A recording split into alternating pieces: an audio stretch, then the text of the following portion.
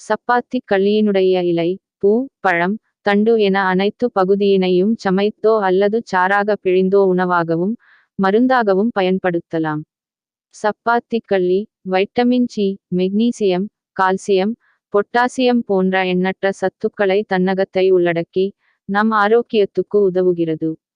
சப்பாத்தி கள்ளியை ஒரு முறை நாம் உணவில் சேர்ப்பதால் நமக்கு ஒரு நாளைக்கு தேவையான வைட்டமின் சி சத்தானது 1/3 பங்கு அளவு கிடைக்கிது.